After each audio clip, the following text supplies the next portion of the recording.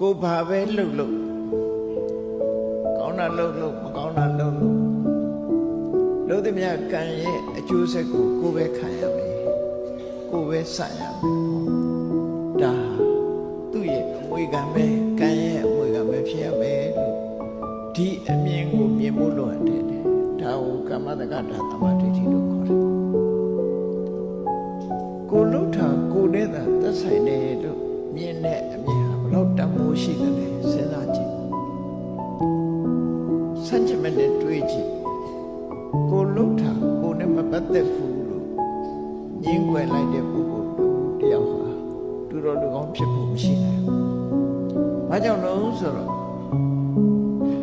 ကိုလှုပ်တာကိုနဲ့မပတ်သက်ဘူးလို့ဆိုတဲ့အမြင်ရှိရင်ကောင်းတာလုပ်လေကောင်းတာရမှာမဟုတ်ဘူးမကောင်းတာလုပ်ရင်မကောင်းကျိုးမခံရဘူးဆိုတဲ့ပုဂ္ဂိုလ်တယောက်တည်းသူလှုပ်ချင်တာတွေလှုပ်တော့မှာပေါ့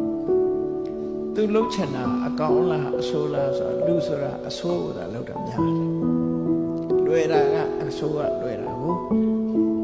နော်အဲ့တော့အဆိုးကိုလှုပ်တယ်ဆိုကြတဲ့သူကလူတော်လူကောင်းဖြစ်ဖို့မရတော့ဒါကြောင့်ကောင်းတာလုပ်မှကောင်းကျိုးရတယ်မကောင်းတာလုပ်ရင်မကောင်းကျိုးရလိမ့်မယ်ဆိုတဲ့ကမ္မတက္ကတာသမာဓိဋ္ဌိအမြင်ဟာလူတော်လူကောင်းဖြစ်အောင်လမ်းခင်းပေးထားတာ